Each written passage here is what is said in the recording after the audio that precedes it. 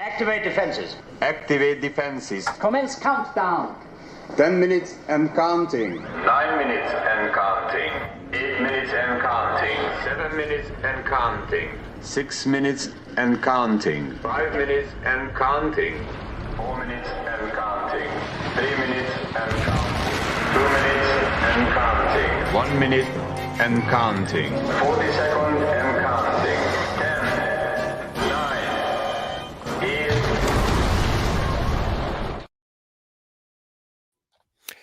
Hello, David Zaritsky for the Bond Experience. Everybody, welcome back. We've got a special live stream to you. Let's see, got a bunch of people joining in the chat. We've got Bill Koenig, we got Mark from Views from Mark, we've got SUK, we've got Yuan Lee. I don't know if I pronounced that right. There'll be lots of mispronunciations over the next hour and who knows how many minutes. First of all, welcome. You have come to a very interesting discussion that, of course, I need a brethren in arms for. Before we start, let me explain the premise of today, just so everybody keeps their knickers in line. Yeah, I'm going to have more wrong UK euphemisms coming up. Mishandled by this American, born and bred in the United States, actually New York. That's where I hail from. You could tell by my accent, I'm an American. You can tell from my bombastic personality, I'm an American, but we'll talk about more Americanisms as we go on. Davey, hello there. And just as a reminder, this is your opportunity to enter into the video. So Ava Johnston, good morning all, good evening, 8 p.m. here in Melbourne. That's insanity. We've got Mark, morning. He's got his morning cup of Joe. I don't mean Joe Darlington. So you are allowed, and we need you to enter into this conversation. And Calvin and I, my guest for today, Calvin Dyson, yes, that Calvin Dyson, we're going to be taking your comments. A couple bit of an asterisk. My voice sounds like that guy from the beginning, 10 minutes and counting, because I had a hard night of living life. And what's the point of living if you can't feel alive? And so I'm going to be not having my usual drink today. I'm having Vita Coca, Farmers Organic, Vita Coca. I'm not sponsored, but it is going to hydrate me. Oh, it's all right. But that's going to get the evils out of me and hydrate me for this conversation. And you know what it takes for a conversation? It takes two to tango. So I'd like to introduce my tango partner. It's like never say never again all over. Calvin Dyson, welcome to the show. Hi, David. Good morning. I'm here with my pants in line, if we're doing an exchange of dialect. Are you wearing pants today? I am, yeah. It doesn't happen often on these live streams, but as opposed to trousers, right? Or... Yeah. Oh, well, is pants knickers or is pants trousers? I know that fanny is something different here in the United States. Yes, that's very different. First 5 minutes and we've already entered a fanny into the room. Something's wrong here.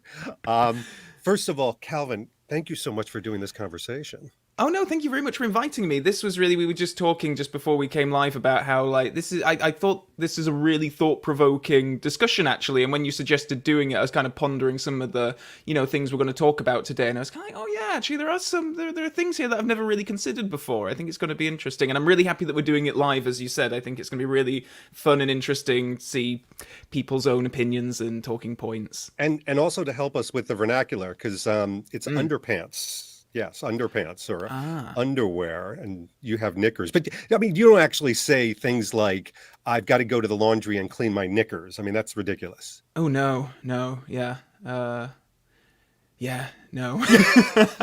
But you do say, you would say, like, don't get your knickers in a twist, or at least I would anyway. Maybe that's... Yes.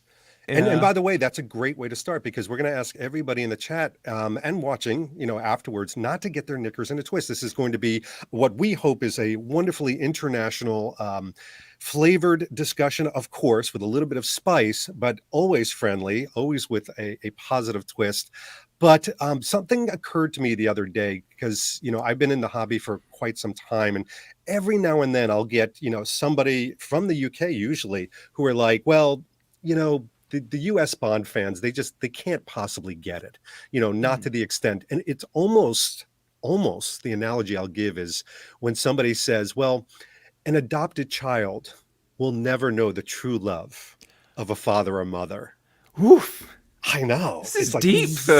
it's deep. And I mean, it's all different levels. I mean, there's ones like you who say, I don't listen to accents. I don't take you apart by geography. But this is something that I thought about and I wanted to talk about. Robert Young has declared this a twist-free zone, first of all, which is really important.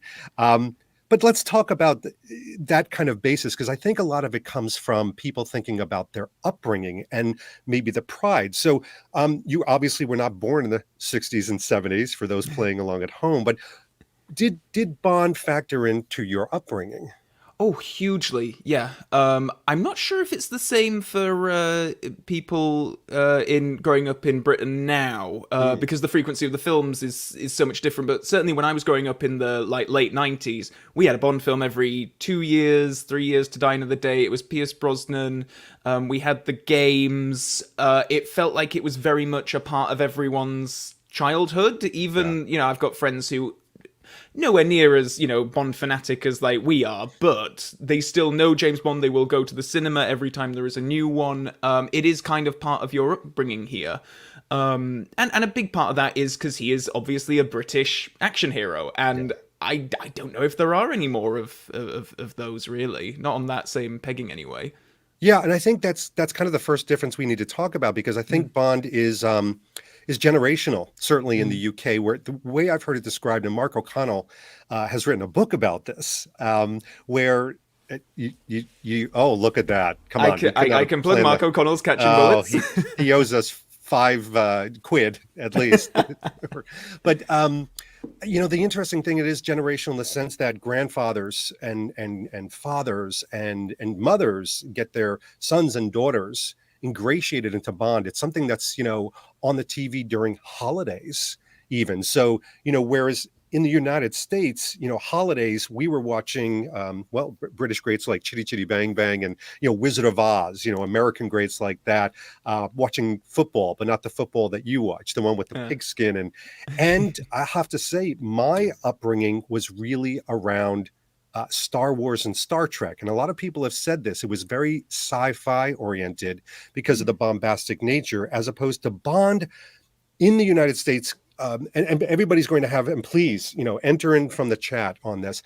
Everybody has a different upbringing, but I remember very clearly going to school when I was young, and everything was Star Wars, growing up. And suddenly a Bond film would come on, and it would be a moment. So my father, as you know, he was very into James Bond. He got me involved into James Bond.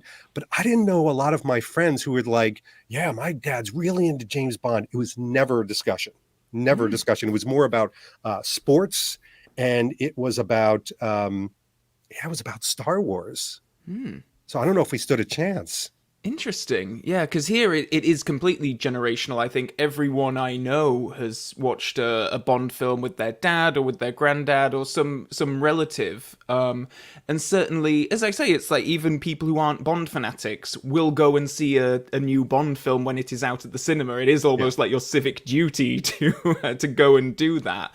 And I think him being a British hero is... I mean, Star Wars, I think Star Wars is a really interesting comparison because obviously it's not set in a country, but it is primarily American lead actors. And I think that can make a bit of a difference. It is just quite rare for us, to see a British hero leading a huge multi-million-dollar action film. And I think that it kind of...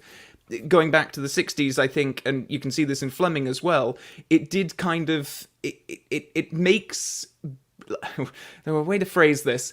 After the fall of the Empire, obviously, and Britain's sort of reduced stature as a superpower in the world, I think that the fact that the Bond films position Britain as something really important on the world stage, and you are seeing a British hero go out there and save the world... I think that does factor into it as well, because how many action films do we see where there's, an American lead, Sylvester Stallone or whatever, like going and saving the world or saving the country or whatever.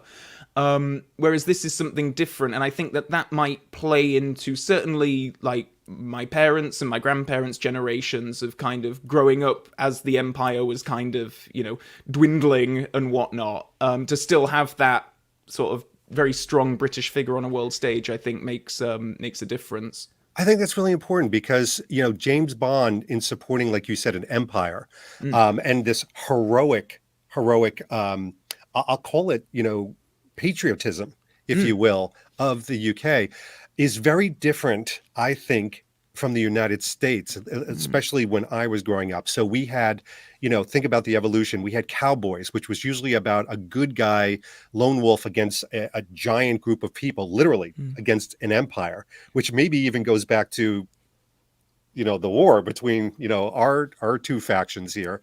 But it was also, the upbringings were always about underdogs. Even Superman, was a bit of an underdog. He was a misfit. He was an orphan, for goodness sakes. And, it's this underdog mentality. Even Luke Skywalker, underdog, growing up on a farm. Those were the types of heroes that I think were served up to the United States. And, a lot of it, I think, with Kennedy, for example, now I'm going way back for some of you that were introduced by GoldenEye. It was that whole heroic individual going against the might of something bigger, whereas I maybe feel like James Bond acted as a spearhead representing that empire and that might. I think that's so true, actually. Oh, I love this discussion already. I do wonder if that's just like a cultural difference. It's interesting what you said about the underdog, because James Bond, even in the earlier films, he's not an underdog in a character sense. Like, he's very much at the peak of his abilities throughout much of the stories. I do wonder if it's sort of the very American thing of like becoming the hero, and I wonder if that's kind of like filters through that American dream sort of mentality of, anyone can be something, whereas I guess James Bond already is something. Like, we follow him, he's an established agent throughout most of the films. That's really interesting. He's motivated by duty. And I think that's part of the British upbringing, is that, duty plays at such a factor. And listen, I'm not here to represent the United States and say that, a lot of our upbringing was not around patriotism. It certainly was, and honor and all those things. But it was less about duty and more about almost like the individual heroic moment. And I'm going to say this. I think their ego plays a little bit into it. Whereas, and let's talk about this because it is part of the James Bond fandom. The interpretation of James Bond by many of us, depending on what geography on, I think is an interesting thing and part of our upbringing with culture and heritage. And hear me out on this one. So I think that there's, whether it's real or not, you tell me, a certain humbleness that the British people feel they need to convey, at least on the outside. So I had a good friend of mine who lives in London who said to me, David, here's the difference between Brits and Yanks. He said, Brits will get upset with you, but smile to your face as they walk away, turn around and then roll their eyes behind your back. An American will get upset and frustrated with you and call you an asshole to your face. And get in your face. Like, they're a little bit more like, kind of, there isn't that visage, it's a little bit more direct. Would you agree with that? I completely agree. That's exactly why I'm so nervous around Americans so much, because God, they might actually say what they think, like, for real. Like, I can't process this. No, I'm kidding. But no, that is such a, I mean, that nailed it particularly. I think it's, that sense of being British and polite and, have you? Somebody asked what? It's just coconut water. There's nothing in it. No rum yet. It just sort of looked like the start of a cocktail that you're going with there. But it is that politeness, right? It's that etiquette. Yeah, and I think that this translates into the Bond films as well. When you have that, you usually have that scene where Bond and the villain will meet in polite company. So, like, he will meet with Drax, or he will meet with Dr. No, and they'll have dinner, and it'll just be sort of like little digs, little bits of sniping in the dialogue here and there, but it's always very sort of subtle, and it's composed. Like, even in Dr. No, where they take Honey Rider away from the dinner table, and Bond is about to kind of go for her, and then he realizes that he can't, all the guards are there, and then he just kind of like sits down, like, does his hair, makes a witty remark, and that's kind of it. And it's like, okay, well, if I can't go and save her, I'm just gonna out suave you. I'm just gonna out polite you. And it's like his politeness in that moment is meant to unsettle Dr. No. Yes. And so I think that's an interesting example of like using that British politeness in the films with those Bond villain scenes. Totally agree. And I think for Americans, even today, it could be why so many American audiences relate to Daniel Craig. Because Daniel Craig, you know, he does have suave and finesse moments and things like that, the refined moments, as I call it, of James Bond.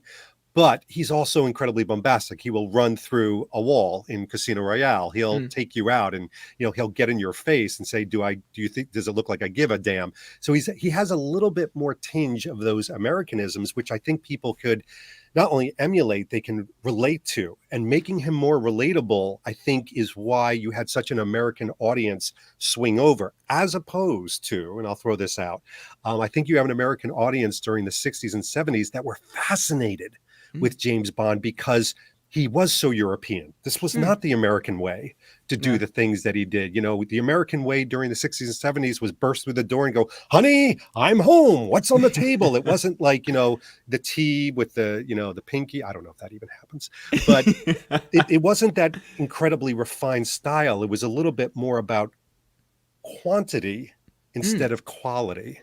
No, that's interesting. I think your point about Craig and maybe why he resonates more with an American audience goes back to what you were saying earlier on about, for the majority of the films, Bond is doing what he's doing out of a sense of duty and loyalty, whereas American heroes are a bit more, it's more personal reasons, I suppose. It's more about your own land and your own family. And that has translated into the Daniel Craig era where, of all the Bonds, I feel like he, you know, maybe in Skyfall there's a bit of patriotism there, but there is always a personal aspect to what he's doing and going on his missions for. And I feel like maybe that resonates more with an American audience. Yes, but I will say this.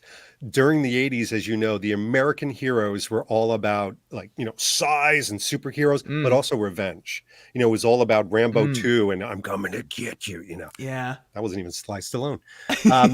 But I feel like Bond, especially in the Craig era, again, connecting to the American audiences, so much of it was about revenge. Like, you know, I'm motivated.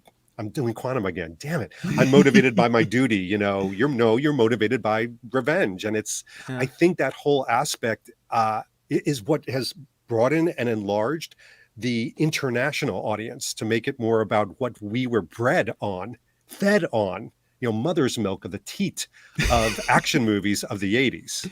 Yeah, no, I completely agree. And I think that probably is a very, you know, the issues that Daniel Craig has being more personal and not for England, not for the Queen necessarily, that's translatable and that's relatable to so many more people. I mean, saying that, I don't think, you know, I'd be interested to count like how many Union Jacks there are throughout the series, because I was thinking like there probably aren't all that many. Like there aren't many where, you know, I can think of Skyfall certainly, you know, where he stood and the flags are waving off in the distance. But, Ski jump. Ski jump. By the way, come on. Mea culpa, my brother. Did you notice I parked myself in front of this because of your world that you love? Yeah, no, I did. I was wondering about that. Yeah, no, I love those Moonraker guns. They're so cool.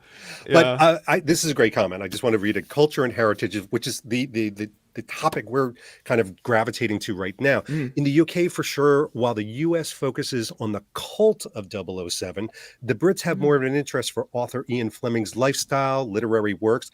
I think that's a great point, how certainly you must feel more kinship to the foundation of James Bond. Oh, certainly. I guess there is more of a relatability to it, kind of going back to what you were saying about, particularly in Fleming, I think, that British politeness and that reservedness and that kind of, like that character is so embedded in those novels in particular, and I think it does translate to the films in some way. I think they're a bit of a different beast, obviously, but yeah, certainly in the books. And particularly, like, you know, it's a completely different generation to me, but in the likes of You Only Live Twice, where Fleming has all of these chapters of Bond kind of talking about empire and country and all that kind of stuff, it's a lot of it is still kind of relatable today from like, you know, a British person like myself anyway. So yeah, I certainly agree. This is great. Cosmic Hobo too. Possible that for Americans, Bond represents a kind of individualism, saving the world by himself. Whereas for Brits, Bonds represents something bigger, the country and its history. And I think that's a cool one to talk about, even for this lovely movie right here, one of our favorites for Roger Moore. Yeah. When I watched that film as a child, and I think you remember that was my very first Bond film, certainly I was too young to understand kind of the bigger nature of him supporting a country and an ideal and a philosophy. I just saw it as Roger Moore. I saw it as an individual type of thing. And I think a part of that could have been the interpretation of the culture I was being brought in, that as an individual, you can do so much. Oh, by the way, it's okay to be connected to a larger team as well.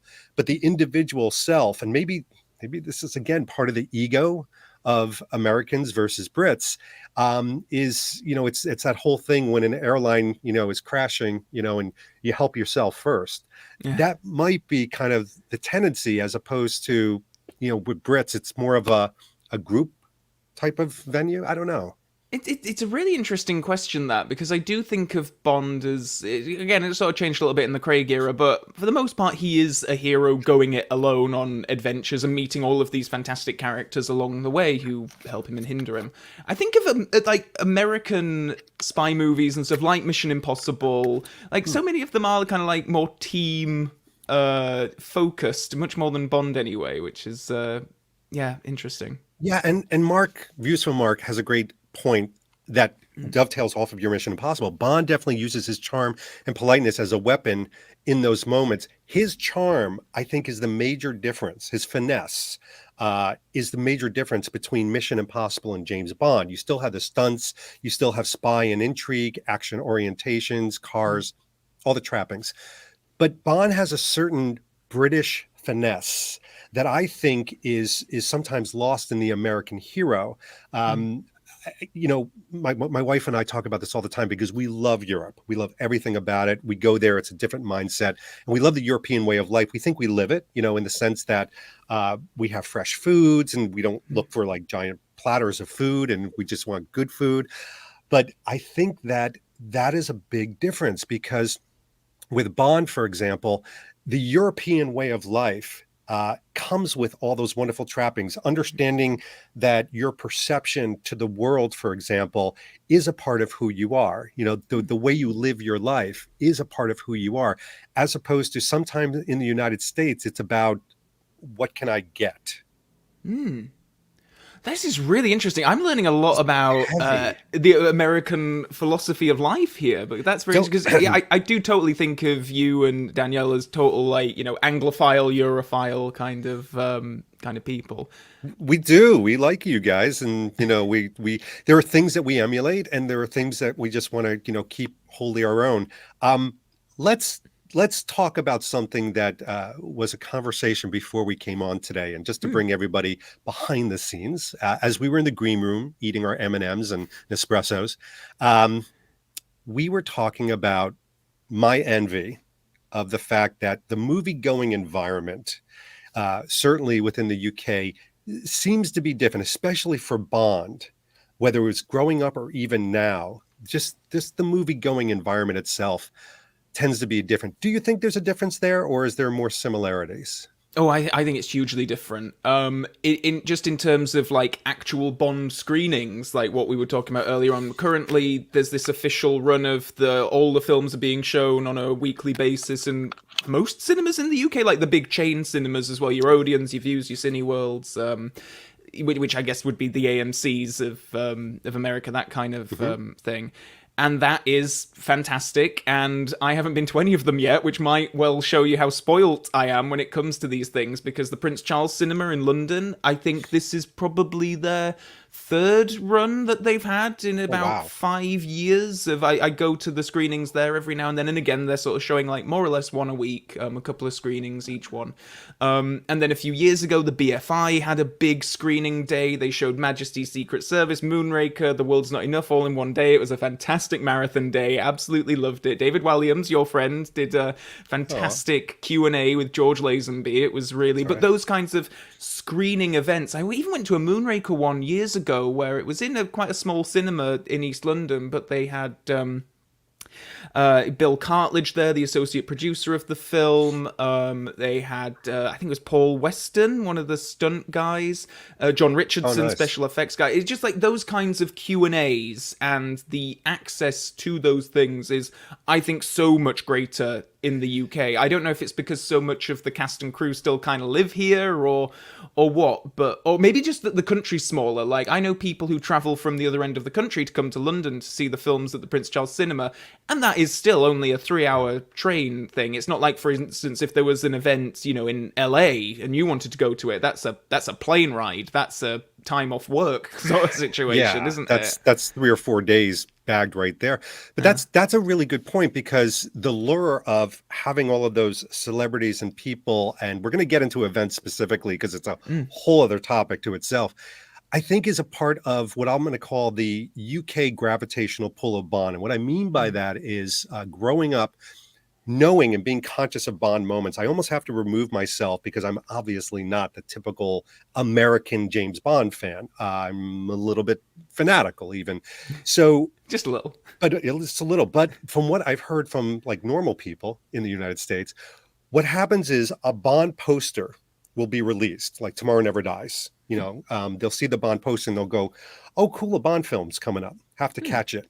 Whereas from what I've heard from my British friends, when suddenly they see a Bond poster released, whether it's today or 20 or 30 years ago, you'd stop in your tracks. You'd grab somebody. You'd say, like, the Bond film's coming out. Look at the date. And then suddenly you're planning yourself around that. It's a little bit, I don't want to call it a religious event, but it's definitely a cultural tsunami that suddenly your world does tend to revolve a little bit around, whereas Americans are like dotting it in their calendar of like, all right, I got to go see Batman and Tomorrow Never Dies and Titanic and Lethal Weapon. Got it. Yeah. It's just a moment. Oh, it's still in a different league to like those like Marvel films and whatnot, which are still huge here. If you look at the top 5 box office UK film releases, 3 of them are Bond films: Skyfall, Spectre, No Time to Die, and I think the other 2 films, I think Star Wars The Force Awakens is still the top, and then I think the new Spider-Man one is in there somewhere, which is understandable. But Bond films do kind of exist in a different space, I think, in a lot of British people's minds, and I think not necessarily even in the sense of rushing out in the first weekend to go and see it.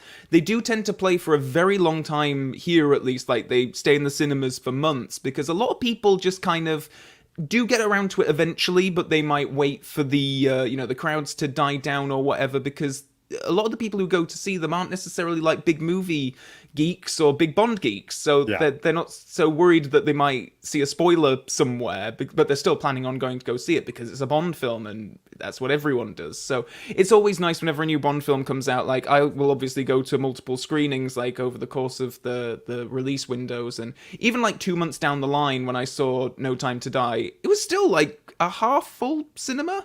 That's amazing. And some people just from overhearing conversations clearly seeing it for the first time, and then I think that's quite nice. They do have a lot of legs, I guess. Yeah. And I think that is a similarity. I think in the sense of the American population, certainly COVID has changed that a little bit, but before that, BC, before COVID, going to the theater was a special event. It was something special. I mean, we're a popcorn generation. We're a popcorn culture, but there are those differences. Tucky, love the name, by the way. Tucky from Kentucky. What is the closest thing in the U.S. characters have to Bond in terms of a more reserved hero and a sense of duty? Is it Batman? I think that's a great point. I think maybe Bruce Wayne, and I've always said Bruce Wayne and James Bond are very similar, whether it's the gadgets, the kind of hidden sense, the playboy attitude, all those types of things. Obviously, with the significant difference of Batman is a very American hero, from the bombastic nature. Batman's not subtle. He does kind of stay in the shadow until he's not, and then all things are breaking loose. But what do you think about that comparison between Batman and James Bond? I think that's really on the money. If any superhero, and it's Batman is a rich guy with lots of gadgets. He doesn't have traditional superpowers in the fantastical sort of Spider-Man sort of sense. So that makes a lot of sense, and I think his alternative, the Bruce Wayne side of things, him being this sort of lavish playboy in a lot of ways, like that fits with James Bond quite a bit as well. He's decadent, even though I don't think that the lifestyle element may not be there. Like, correct me if I'm wrong, David, if you know more about this, but I don't think that, it's not like that Fleming, way of, we know what Bond drinks and where he gets his, clothes from and that kind of thing. Yeah, and when people in the United States emulate Batman, and I'm talking from experience because my brother is as into Batman as I am into James Bond. Yeah. It's not about living like Bruce Wayne. It's like having a Batman costume and going to conventions. Interesting. And having the weaponry on your wall. It's all about the superhero aspect. It's not about the living the Bruce Wayne lifestyle. So to me, Bond is about lifestyle. I mean, and that's a whole separate thing. We're going to get into fashion. By the way, this is kind of cool. Aaron Holt, it's easy in the Bond community to overlook how important Bond is to the UK population. There is scope for national pride, but the recent Craig films are too emotional to sell that. And by the way, Aaron, that's exactly why we're having this conversation today. As an American, someone that's been born and bred in the USA, I truly do see and understand and can appreciate how important Bond is to the UK, to the people, just from a pride, if anything else. But let's talk about the Craig era, because I just mentioned before proactively, I think Craig has brought more of an international audience in. That isn't saying just he feels just like a British hero. He has some very Americanisms. We talked about revenge, bombastic nature, even, quite frankly, even the way he looks. He doesn't look like Brosnan or Roger Moore, who, if I looked at Brosnan and Roger Moore and saw them approaching me, I'd be like, especially Roger Moore, that's a British gentleman. Daniel Craig walking down the street, I'm like, could be the Bronx. Yeah. Could be Brooklyn. Don't know. What do you think about that? Totally. This was something that came up actually when I was posting about this event and, kind of asking other people's opinions. This came up a couple of times. I made a note of it actually. Yeah. Bertrand on Facebook mentioned this about how he felt like US critics are harsher on Moore and Brosnan than British critics. And you can kind of see this in the Rotten Tomatoes scores of the films as well. Like, just the review aggregate, those ones do tend to rank quite low, particularly when compared with Craig and Connery. And I think that's quite true. And it did get me thinking about, Roger Moore, I think of as, I think he's the most typical British gentleman kind of Bond figure. And Pierce Brosnan as well to a degree. And I do wonder if that's sort of a bit of a turn-off, maybe. Maybe he is a bit too... arrogant the right word? I don't know. But, but certainly linking back, to the point about emotionality, I think that's... very true, because I think even in Connery you can see him getting emotional and getting angry about things. I think he has a bit more fire in him, maybe, personally, than the likes of Moore and Brosnan do. Well, that's a great point, because, by the way, somebody said, you said tomato. He says tomato, I say tomato, tomato. Let's call the whole thing off. I won't sing at all. It's 5:45. I was enjoying that. I was hoping that was just the first verse of a whole song. That's British politeness, because you're going to turn around and go, oh, Zaritsky, stop singing, eye roll. British eye roll.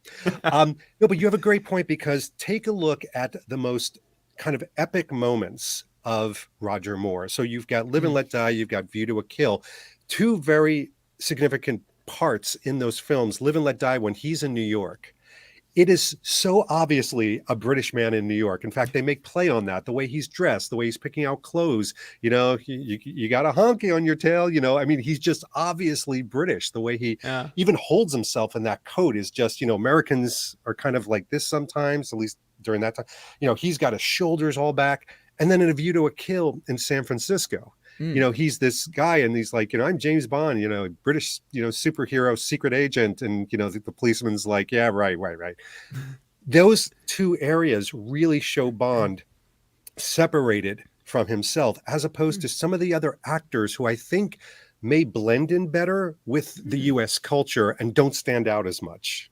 That's so true. I was just thinking about how when I think of the Bond films that, when they make a very conscious effort to try to appeal to an American audience, I think of Diamonds Are Forever, Live and Let Die, even some of the Brosnan ones, actually, like some of the casting choices, Terry Hatcher, Denise Richards, Halle Berry. How do you feel about that when does it feel like it's kind of baiting to you as an American Bond fan? Like they think that this is going to be enticing for American audiences? Yeah, I guess if I step back and analyze it, yes. I mean, it's definitely baiting. I mean, even, look at the posters nowadays, especially the Marvel posters. They've changed them a little bit, but, they would show Scarlett Johansson, looking over her shoulder, ass first, Yeah. But those types of things are I think, very baiting, and then putting American, individuals in there. It doesn't pull me in at all. And I think that there are American. This is going to be very whitewashed. Here we go, folks. You're going to love this. I'm going to get hate mail. There are American moments that I think movie marketers think that Americans want. So, for example, when you advertise a Transformer movie, you want to show as many explosions. You want to have the brom, because, you need to pull the heart out and pull them in. I think that's changed. I think that I would like to think American audiences have become more sophisticated because of the internet, because we understand internationally. But during the 60s and 70s, as an American audience, you would look at things like You Only Live Twice and go, oh my gosh, we're going to travel to Japan. I don't get to travel out of Kentucky. This, I think, was very special back then. So you did feel more like you were traveling. And I think you've said it, when Bond films happen in your backyard, you feel like it's a little less special. Yeah. There is something nice about it still. Skyfall, I do love because so much of it is set in London and on the tubes and that kind of thing. So there is that relatability to it, as well as sort of being I know the exact train he's on here. I love this one, Tucky. Tucky again. Who's, by the way, from the UK, not from Kentucky. Michael Madison was the most odd casting for me. I'm wondering if casting like that, though, really was because we need to appeal. And we know that they do this. They put in, they'll put in an Asian actor into something to get the Asian, but do you think that the Bond powers that be will put in American actors to Americanize it? Oh, totally. Yeah. Oh, okay. Well, I think you can see it I think this might be more of an executive kind of thing. As I say, with the Pierce Brosnan era, I sort of associate with this, where they're kind of Terry Hatcher, Denise Richards, Halle Berry, all sort of big American stars. And, at Die Another Day, the promotional material is 50-50 Pierce Brosnan and Halle Berry. Right. And I do wonder if, particularly looking at the how the box office receipts were for No Time to Die in America, I do wonder if we're going to see more of an emphasis on that moving forward, if they are going to be casting sort of it's nothing new. Back in the day, they were even considering casting an American as James Bond to try to that's right, make the series more culturally relevant there, I suppose. And as an American, I would have hated that. I really do. I'm just going to say it right now. I would have absolutely despised that, because one of the things I love as an American, for him to be a little bit just a smidgen more exotic than me. And part of that is, I'll just say it, Calvin. I mean, I feel like British people can walk into a room and be dumber than a stump, but that damn freaking accent and your cultural upbringing just gives you an elevation. This is kind of cool. Telly Savalas's Blofeld, was that a step into kind of Americanizing James Bond, having his antithesis being, Telly Savalas? Yeah, quite possibly. Yeah. By the way, can we talk about, listen, we're 38 minutes in. I think by now, anybody from Eon would have signed off if they're investigating us.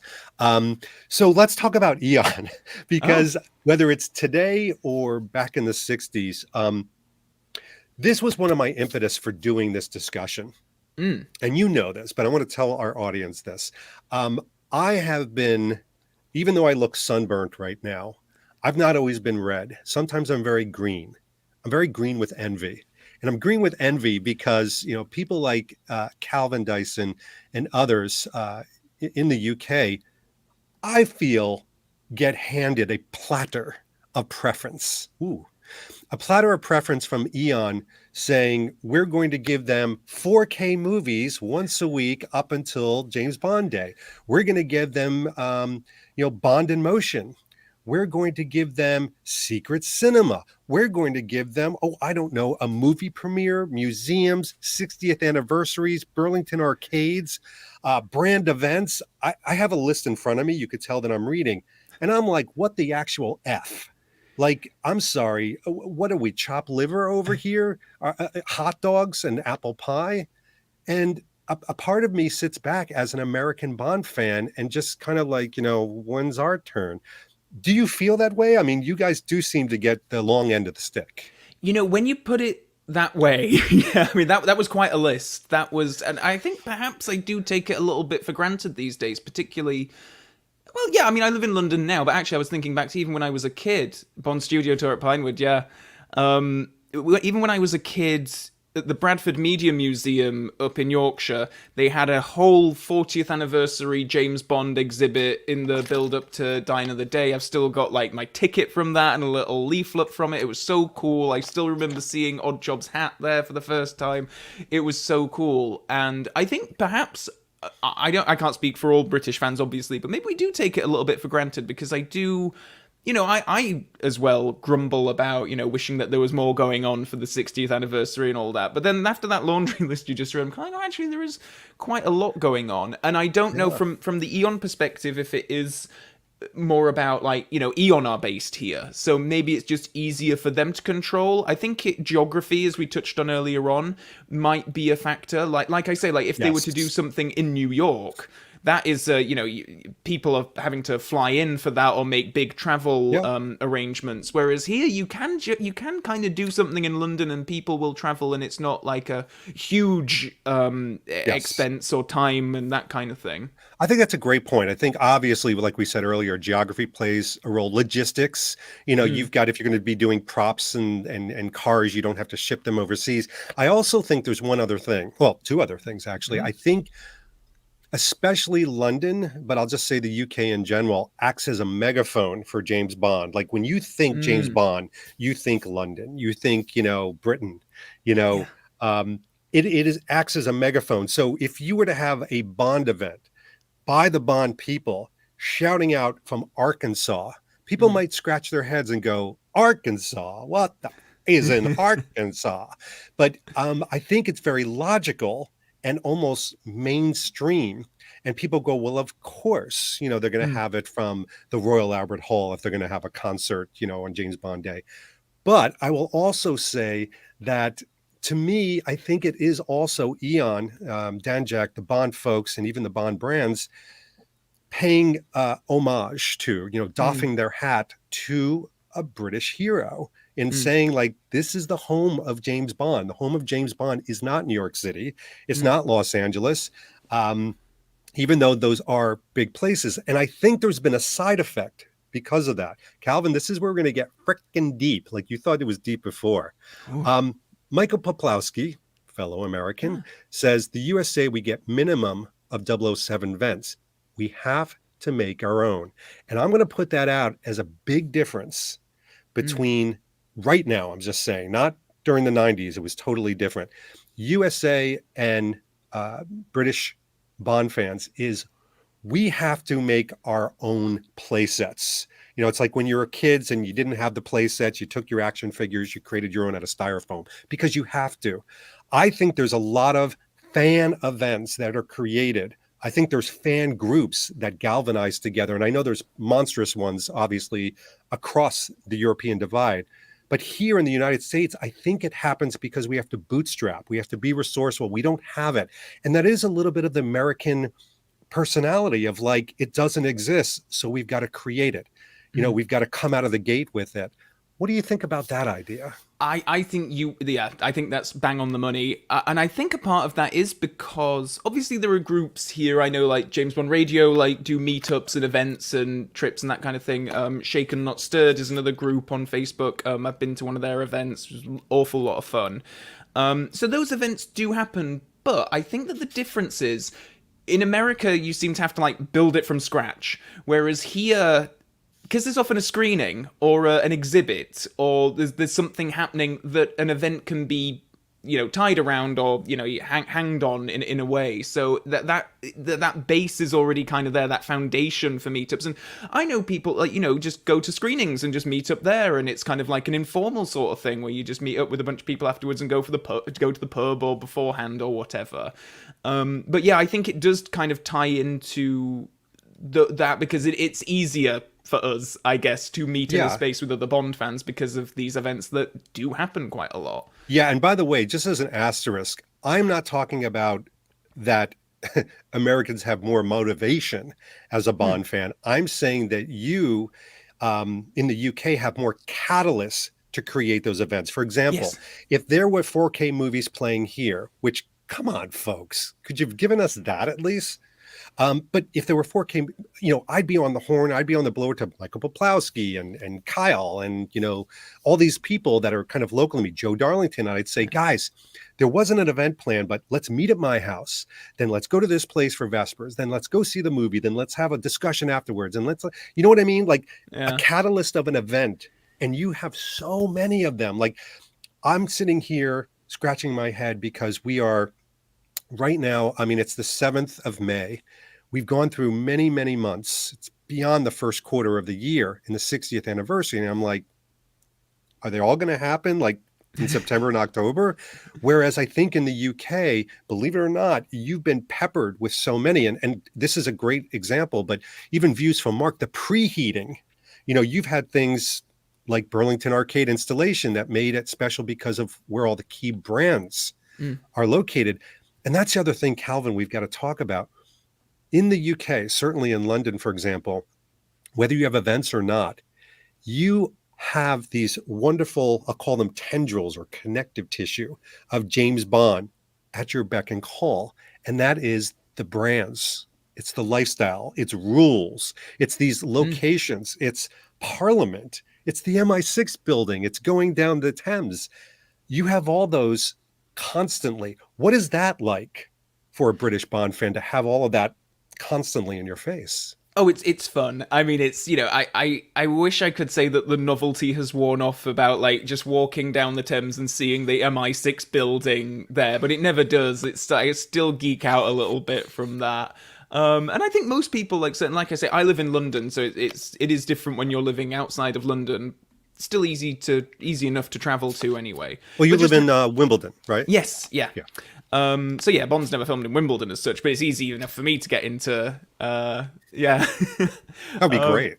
Yeah, that would be great. But yeah, no, having it on your doorstep is just so. It never loses its novelty. Even when I'm going across like Westminster Bridge, I'm thinking about Inspector, where Daniel Craig, confronts Christoph Waltz and all that kind of stuff. Like, it's really lovely to have all that, and the brands as well. Like, far more about the brands and the lifestyle than I ever will.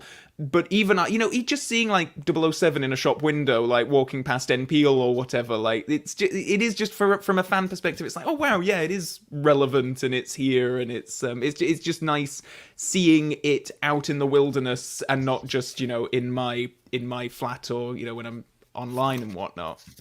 Yeah, and I think that's an important distinction because I will go out. I'm key to my channel is the sartorial aspects of Bond. Key to the sartorial aspects of Bond is Britain. It has to be. I wouldn't cry a river if Bond 26 only had British brands at the heart of what Bond wears and galvanizes to. I think that would be a celebratory moment, as a matter of fact. I think they're amazing. I think and I'm not saying this against US brands, but I think that the skill set of the British sartorial nature just goes back so much farther. So you've perfected it. But I will say this, and let's talk about this because I purposely wore a t-shirt as opposed to one of my, fancy, cute outfits. And here you are in a wonderful V-neck with the collar, you look crisp. I think that the American culture tends to not connect to the sartorial aspect as much as certainly Europeans. I think Europeans, when I walk through London, everybody's suit fits immaculately. Nobody's hem pulls at the bottom like melted whipped cream. Here in the United States, men tend to wear their suits one size too big. All their clothes one size too big. Um, and even if they wear their suits the correct way, they don't hem them correctly. They hem them too long, so they look like they're melting in the sun. There is a difference between that finery and just thinking about your physical self as well. Do you find that? I think you're kind of a typical Joe, so to speak. That's really interesting. Maybe because I don't have much of a perspective of. By the way, this is point in case. Where's Calvin's bow tie? He doesn't sleep in a bow tie, people. No, not every day, not on weekends. This is my time off. Right, exactly. You know what? That is really interesting, actually. Just thinking about, because like I said, I don't have much. I've been to America on holidays and whatnot, but to compare it, I don't know if I can really do that. I feel like here, if I'm in the city, like if I'm in Canary Wharf or whatever, people will be wearing very sharp, nice suits and physicality wise, like a load of people go to the gym and keep look after themselves very well here. So I guess that's a big part of it as well. Oh yeah, interesting. I'm really happy that you complimented my jumper and shirt. That's nice. This is just my standard attire, like shumper, shirt and jumper. Well, but I can go off of experience. I think when a man wears a suit well in the United States, first of all, they get a ton of compliments. People hold open the door for them. Women, do the elevator eyes. And men too. The thing that I think is different is in the UK, certainly I think in a lot of places in Europe, like, gosh, Italy, take Italy. It's almost like an expectation, you're keeping the British end up, so to speak. It's a part of the culture to make sure that, this is correctly. And is it a Windsor knot? Is it a half knot? Is it a full? Is it a double? I think there's much more of an interest in that type of sartorial nature here. Not that you would call it dandyism, but you would call it metrosexual. If you're interested in clothing and what things feel like, it's like, wow, you're interested. Really? That's kind of metrosexual. Huh. Oh, that's so interesting. Yeah, because I've got friends who were very much into their, if they're, in high paying jobs or whatever, they will make an effort to get some sort of not even necessarily Bond brands, but just perhaps more expensive brands, because I think there is a bit more of an emphasis on having the stuff with the nice fit, the stuff that feels nice and good and all that. Yeah. Well, and I think it's become, now let's play this out a little bit and tie these things all together, because one of the things I've noticed in being a friend of many of the brands is they really do try to connect with an American audience. I've had, and I won't name them, some British brands say, if we could only get a foothold in the States, because first of all, population, socioeconomical spend is higher here. It just is on luxury items. Also, I think people become very brand loyal. And I know that happens in the UK, but it also happens here in the States. Also, there's an exotic nature to buying brands overseas for people in the United States. Buying American is a patriotism, as opposed to buying European is a luxury. When you buy a British brand, there's a panache to it. Is that a royal warrant that I see on the back tag? Ooh, So I think that yes, you, Calvin, you're a bit exotic in how you're portrayed. And I think that's a little bit of Bond, where Bond is a fascination to us, whereas yours, it seems a little bit more intertwined into your fabric of the culture. I love this discussion. This is going into places that I've never considered, but I think you are bang on the money with that. That's really interesting. I'm just thinking about American sort of, I guess Levi jeans is something that's like a luxury, it's higher end than a lot of kind of jeans that we get here. I can't really think of many kind of American clothing brands that because when you think American brands, you think Ford Tough, Ford trucks, right? 150, carries 13 cows and one baby pig, Sunday. I love this. This is your past job as an announcer, I guess. That was a good voice. Commercial. Yeah, they're gonna rip that from me. Ben Marshall says, "Hey, what about Target as an American brand?" Excuse me, it's Target. Come on. I will say this though, bringing Bond brands and events and Eon and the movie going experience together, the one thing I want to bring up something, not that this hasn't been fascinating, but I'd like to get a little bit future state if we could. And of course, future state is forecasting, so it's as wrong as the weather. Do you have a sense, or can you imagine that based on several things, and I want to mention two, and I want to get your opinion on them, things could change in the way we're talking about the differences between American Bond fans and British Bond fans. And here it is. So it is a fact that No Time to Die did not do as well with American audience as it did the UK audience. It was underwhelming for what they forecasted. There was a couple things blamed, obviously COVID, but in addition to that, they thought it could be storyline. Some people don't want a family hero, some people, and Americans, like I said, want the hero standing on the mountain waving the flag. They want Superman flying in space to put a new flag on top of the Capitol, like in Superman 2. They want the hero to be heroic and go off into the sunset. Even Batman, as an American hero, you can't kill him off. You have to show him at a cafe later. Yeah. And, Michael Caine's like, oh, Michael Caine, I see you. But do you think that now with Amazon involved, and I think it's ignorant to say that Amazon won't have some influence despite some of the misdirection of PR. Do you think some of that might change? Do you think they might sit back and go, we do need to capture these audiences? Oh, hugely. Yeah, 100%.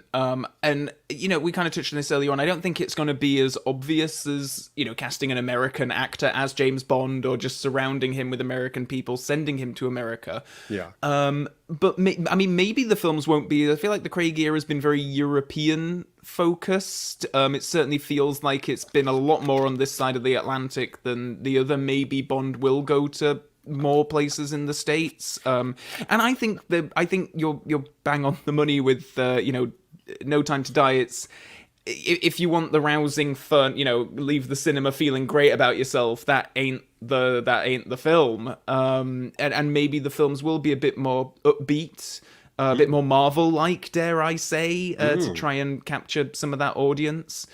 But yeah, I think there's going to be a bit of a rethink. Maybe they'll even have another premiere in America. Like, it feels weird to say that now, because I think all of the Craig premieres took place in the UK, London.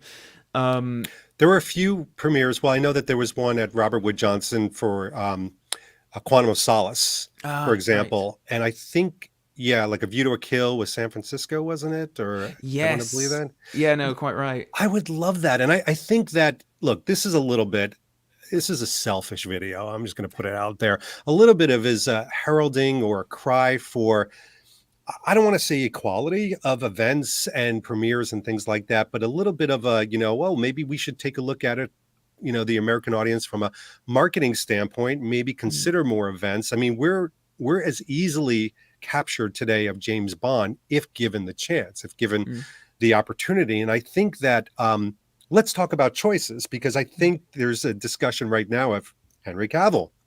Some people are like, it's going to be Henry Cavill. And then you see Barbara Broccoli in Variety say, it's going to take time. We haven't chosen yet. And people still saying Henry Cavill. And Henry Cavill is a commercial choice. I even know that. I like him as the choice, but it's commercial. People know him.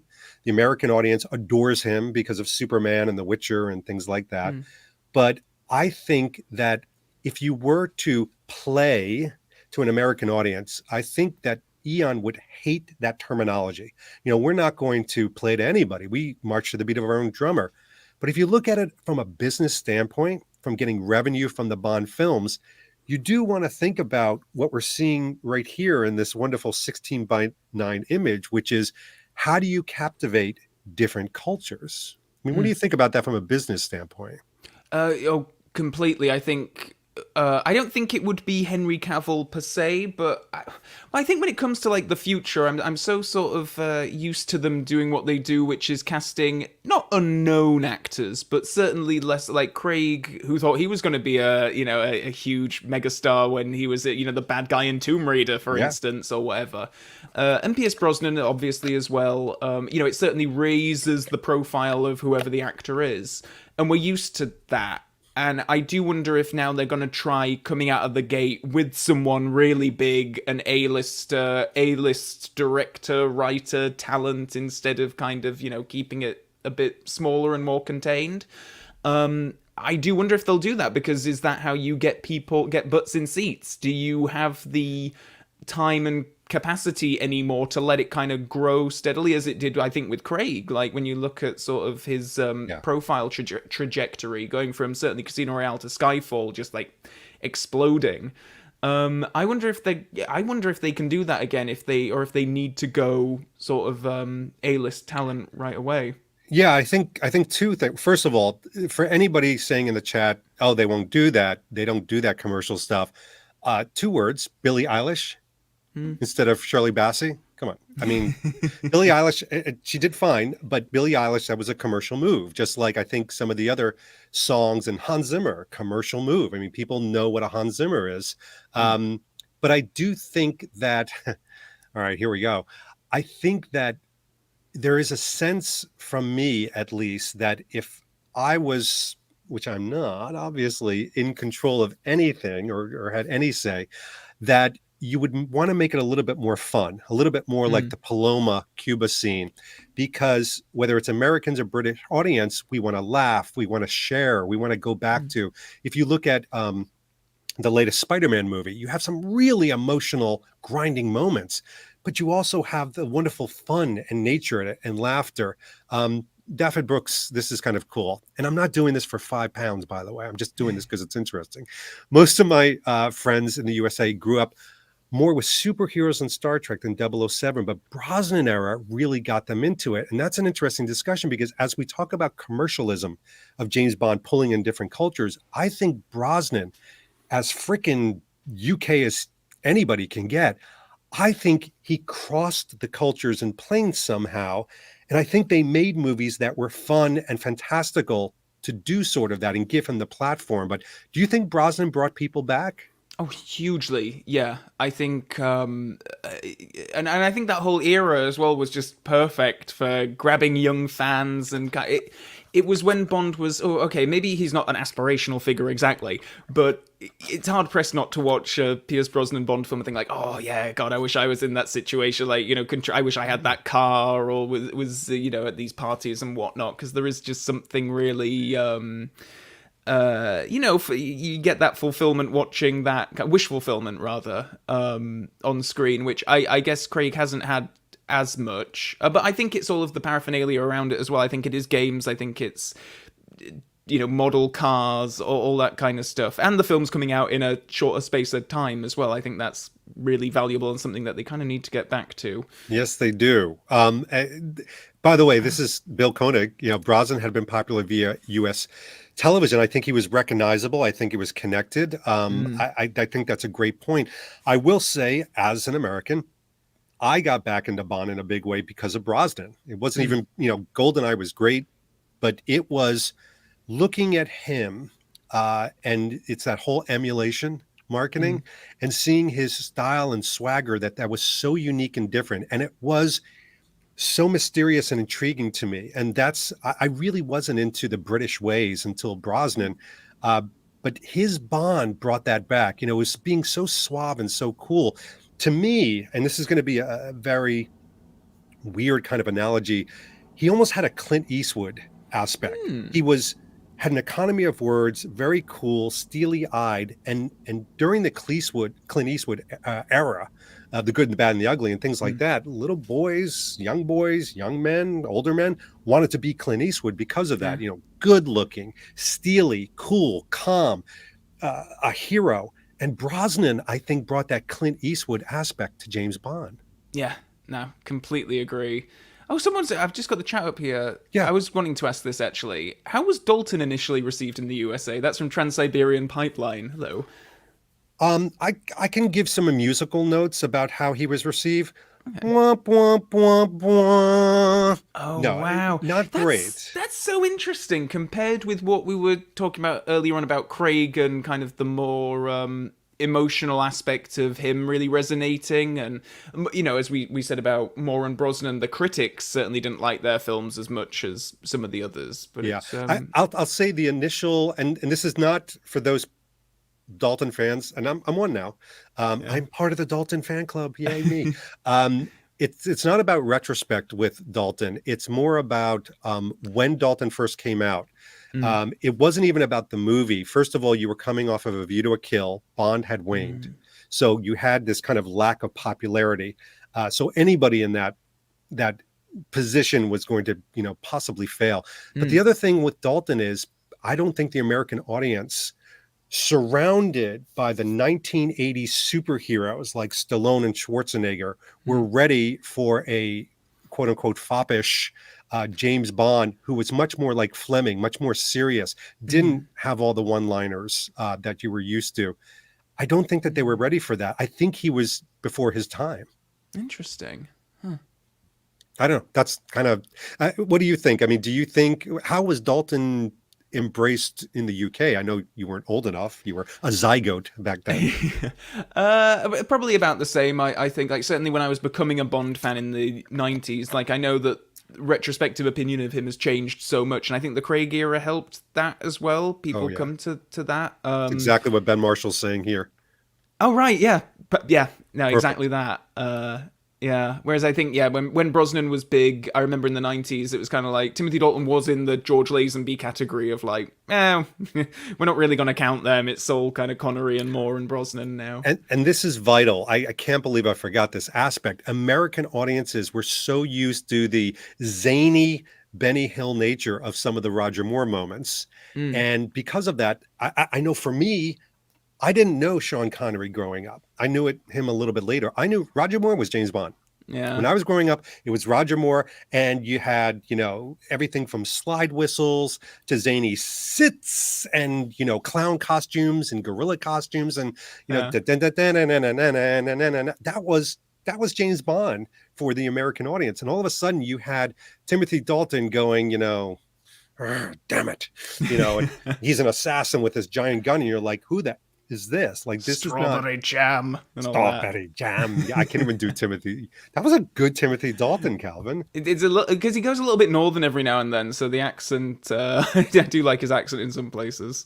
I do like that. All right, we're gonna do something to kind of round this out because I dare I say, Calvin, you help me be honest here. This is a much more philosophical and deep conversation than we expected. Oh, 100%. Yeah. No, I mean, even when I was kind of like thinking up, like, what topics are we going to be talking about and stuff on this thing? And I was like, oh, yeah, no, this is getting a little bit. But yeah, no, this has really gone kind of philosophical in parts, which is really, dare I say, highbrow? Have we gone highbrow? Well, I think we've gone British highbrow, not United States highbrow. We're a little bit more mathematical. All right. So, but here's the tough one. And this could go anywhere. So we'll see where the chat goes with it as well. And those of you in the chat, please play along. It's a very interesting title. And you and I talked about the title of this video before I put it out. I even asked you, like, where do you think the title should go? USA versus UK Bond fans. So here's my question, Calvin, and you get to answer first. Is there a winner here? Is there a winner in one being more passionate, one being more true? One being, more connected to the character. Is there a winner?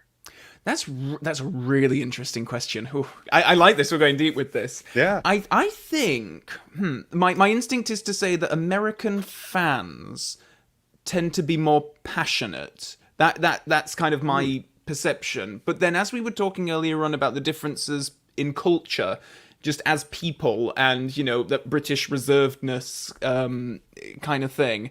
I do wonder if it's to do with that. Like, I think the UK take a great deal of pride in James Bond, and I think that it's a cultural icon here. It's just, everyone knows about it. It's part of your national duty to go and see it. Right? Yeah, definitely. Yeah. I mean, right, bang on. Yeah. Yeah, and I think that it is your national, you go and see the new Bond film. It's almost like your national duty. But I think that Americans are generally more passionate people, openly passionate. So it's an interesting. I think it's a difference in culture. I think British people might take more pride in the character. I think that Americans might be more passionate about him. Yeah, by the way, thank you. Because I mean, I can't, from an ego standpoint, say we're more passionate. I think that, well, I'll say it like this. From a cultural standpoint, it goes back to the beginning of what we talked about. I think Americans tend to wear their emotions on their sleeves. And thus they sometimes wear their passions on the sleeve. I've had a lot of British Bond fan friends of mine, say that 7 times quick, who have said, Zaritsky, I couldn't do what you do. I couldn't get on and go, hi, this is David Zaritsky for the Bond Experience, and be all giddy and this and that, and even ask the questions of whether it's celebrities or other content creators. Couldn't do that because I'm a little bit more reserved.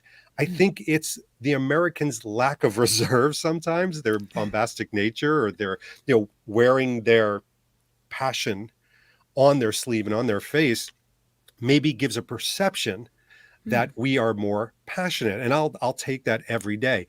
I also think that with Americans, we're a little bit more obvious in how we show our passion. So we're a little bit more into excess. I mean, I'm surrounded by a million toys here. Not that, British fans are not, but we tend to be okay with that, luxury items and things that are larger than life, as opposed to, I think British people are a little bit more humble. And I'm saying this with all compliments. They're not going to have a giant, 45.5 millimeter watch banging off their wrist with shocking lights on it, whereas Lorenzo from Omega Watches might. But I think that where you have a leg up, where UK fans win in this, is I feel like Bond is part of your DNA. I think it courses through your very veins at birth. I think with Americans, we adopt James Bond. And I'm going to go back to what I said in the beginning. An adopted child is, I feel, no less loved than, a child that you gave birth to, but it's adopted. And I think that, the envy portion from me to you is not just that, you have events weekly from Eon focusing on the UK, my shot in the dark. It's that coming from birth, as they're wiping placenta off of you, there does seem to be a Union Jack hidden within the placenta. And then under that, you've got a picture of MI6. And then under that, you've got Sean Connery. And as they try to remove that from the birth canal, they understand that it's tattooed on you forever. Yeah. That's conjecture. I don't know if you have Sean Connery tattooed on your innards. I assume. Oh, well, if we... yeah. Just come out of the womb singing Goldfinger. And I've got Clint Eastwood on my thigh. It says slippery when wet. When they do the CT scan on pregnant women, it's like, which Bond theme are they singing? Oh, right, that's Rita Coolidge, that one. But, I mean, what do you think? Is that a crazy American theory to think that Bond is coursing through your veins? Oh, no, I think that's so true. And I think it goes back to one of the things that we were talking about earlier on in this discussion about there aren't that many big British action heroes on that same level. Certainly, I mean, Marvel's dominating now, obviously, and most of them, all of them, are Americans. It's Indiana Jones, Star Wars, it's mainly Americans in the leads, and it's James Bond is kind of the only one of its kind, I think, anyway, certainly on that scale. And so I think that does resonate, because obviously there is that relatability of it's a British guy who sounds like, I do, and people that I see on TV.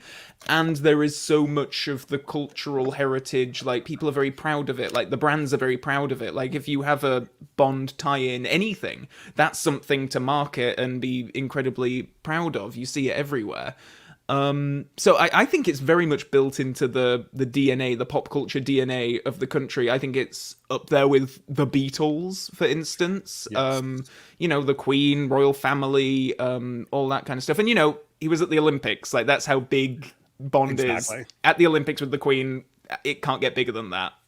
Yeah, I agree. And it's funny too. You're saying it's almost like Bond, besides it being in the blood, which I know is a vernacular, but it's surrounding you. So your surround sound of where you live, even the accent, is James Bond. I mean, if I do a British accent, I sound like a chimney sweep from Mary Poppins. I'm like, "Hello, Governor, got some tubbins for the pigeons." It just doesn't sound real. Whereas you talk in your sleep, and you sound like James Bond. Yeah, no, exactly. Very I love all the David voices we're getting this live stream. I was not expecting. We've had like 6 or 7 different characters now. I blame it on the Vita Coco. This is what the coconut milk does to you. Now, by the way, this is what I'm talking about. Like from 4 a.m. in the morning to like 11 a.m., I'm very creative. I can do voices and things like that. Afterwards, I'm shit. It's total shit. It's just very bad. Tea and scones. Yeah, lots of food aspects. So here, all right. Let's wrap this up because, look, there's an obvious kumbaya moment that's going to happen right now, which is, I don't care if you're in Zimbabwe, Hawaii, New York, or London. We're all winners because we celebrate the franchise. We have a love and passion that is equal, that is unrivaled. We have more similarities than differences. But I think it's okay to kind of wrap ourselves around the fact that we're coming at it from different places, but we still arrive at the same spot, which is loving the franchise. What do you think? I think you bang on the money with that. I think there are more similarities than differences, and I think that the differences that there are tend to be kind of beyond your and my control. It's geographical. It's the events and the stuff that it can't be helped. They just do all of that in London. That's not our choice. I think that the main differences come down to that. I think the similarities, there might be some differences in culture depending on how you express the fandom or the pride in this character and whatever, but I think there is that, there's that burning passion there, isn't there, no matter which country you're from, if you're a Bond fan. Exactly, which I think is what makes us so rabid to watch videos like this, but to also wonder what's next, what's going to be happening, and will it only be in London like it's happening? But we'll have to see. Calvin, thank you so much for doing this today. No, thank you so much. This has been a really great conversation. I've really enjoyed this. This has gone into some, kind of philosophical places, as you mentioned earlier on, and it's been really good to kind of mull over these things. I think I've got a bit of a different perspective on a few things now. It's something different. It's a bit of a palate cleanser between our usual debates, which we will be getting back to. I think it's my turn to host one of those, right? Yes, it is. Yeah. I'm tasting Brosnan. Oh, that's terrible. I mean, I'm tasting the need to, yeah. Well, that was unfortunate phrasing. This is what happens when I do a live. There's always something that I say that I can't edit out. Damn it. Anyway, someone's going to capture that moment. Calvin, thank you so much. We appreciate it. Thank you so much. Thank you. All right, everybody. And enjoy your day. This has been David Zaritsky for the Bond Experience. We'll see you all real soon. Take care, everyone. Cheers. See ya.